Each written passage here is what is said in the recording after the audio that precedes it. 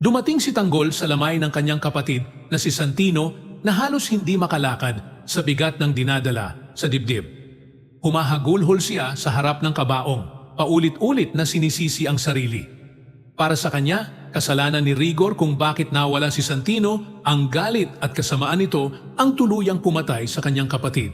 Ngunit higit sa lahat, sinisisi ni Tanggol ang sarili dahil hindi niya nagawang iligtas si Santino.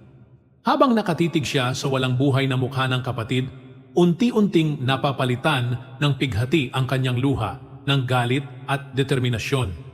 Sa loob-loob niya, hindi matatapos dito ang lahat. Ipaglalaban niya ang hustisya kahit anong mangyari. Sa kabilang panig, malinaw ang tensyon sa pagitan nina Miguelito, Roberto at Rigor. Tahasang sinabi ni Miguelito na wala na siyang tiwala kay Rigor dahil sa sunod-sunod nitong kapalpakan. Ngunit taliwas dito, buo ang tiwala ni Roberto kay Rigor. Para sa kanya, ang matinding galit ni Rigor kay Tanggol, ang mismong sandata nila.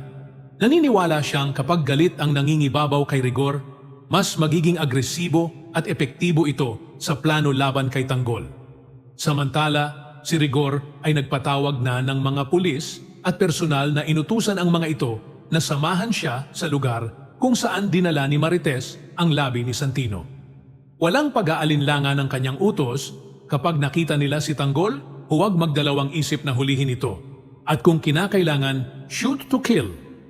Bago pa tuluyang sumiklab ang gulo, sinubukan ni Mando na kausapin si Rigor. Maingat niyang pinaalalahanan na igalang man lang ang lamay ng sariling anak at huwag nang maghasik ng dahas. Ngunit hindi nakinig si Rigor. Buong yabang niyang ipinahayag na siya ang hepe. Siya ang pinakamataas. At walang sino man ang pwedeng sumuway sa kanya. Kasabay nito, tinahas ng mga pulis ang mga tanod na humaharang sa kanilang pagpasok. May tinulak, may sinuntok, at may pinwersang paalisin. Sa loob ng lamay, may nagmadaling nagbalita kay Tanggol na nasa labas na si Rigor. Sa isang iglap, sumiklab ang galit ni Tanggol. Buo ang loob niyang harapin si Rigor at tapusin na ang laban. Ngunit mabilis siyang pinigilan ng kanyang mga kasamahan, pinaalalahanan na maraming inosente ang madadamay at mas lalo lamang dudugo ang sitwasyon kung susugod siya. Hindi pa rin mapigil ang galit ni Tanggol. Para sa kanya, si Rigor ang ugat ng lahat. Ang dahilan kung bakit nawala si Santino. Samantala, si Rigor ay papasok na sa mismong lugar ng lamay, galit na galit at handang manggulo. Pagpasok niya sa pintuan, agad siyang sumigaw. Inuutos na ilabas si Tanggol. Ngunit bago pa siya makalapit, sinalubong siya ni Marites. Walang takot, sinampal niya si Rigor at diretsahang sinabi na wala itong karapatang pumasok doon. Para kay Marites, wala ng respeto si Rigor. Pati sa lamay ng sariling anak ay nagagawa pa nitong maghasik ng gulo. Nanginginig sa galit at sakit si Marites habang ipinaglalaban ang karapatan ng kanyang anak na mabigyan ng payapang burol. Sa sobrang galit, tuluyang nawala ng kontrol si Rigor. Bumunot siya ng baril at itinapat ito kay Marites. Nagbabanta na ipapahulin niya ang lahat ng nasa loob dahil umano'y nagtatago sila ng mga kriminal tulad ni Tanggol. Nanginginig ang paligid sa tensyon. Sa kabilang banda, si Tanggol, nasa isang malapit na lugar, ay pilit pa ring gustong sumugod at harapin si Rigor. Buo ang loob niyang tapusin na ang laban, ipaghiganti si Santino, at ipaglaban ang hustisya ng kanyang kapatid. Samantala, si Marites ay nanatiling nakatayo sa harap ni Rigor, nanginginig sa takot at galit, hindi makapaniwalang sa harap ng kabaong ng kanyang anak. Ay kaya pa nitong itutok ang baril. Patunay na tuluyan ng nilamon ng galit si Rigor, kahit pa sarili niyang anak ang nadadamay.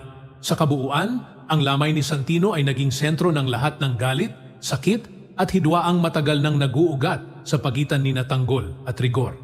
Ang pagkawala ni Santino ay hindi lamang nag-iwan ng sugat sa puso ng pamilya, kundi nagsilbiring mitsa ng mas malalim na tunggalian, isang banggaan ng konsensya, kapangyarihan at paghihiganti. Habang si Tanggol ay nilalamon ng dalamhati at unti-unting hinuhubog ng determinasyong ipaglaban ang hustisya, si Rigor naman ay tuluyang nalugmok sa galit at yabang, handang yurakan kahit ang huling dignidad ng sariling anak. Sa gitna ng tensyon, malinaw na hindi na simpleng personal na alitan ang nagaganap.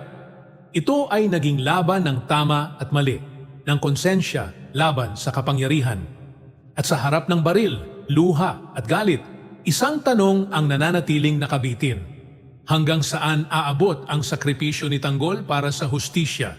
At sino pa ang madadamay bago tuluyang matapos ang madugong siklong sinimulan ng galit ni Rigor?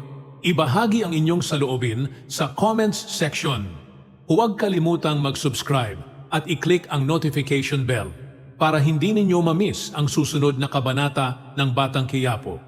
Maraming salamat sa panunood at magkita-kita ulit tayo sa susunod na kwento.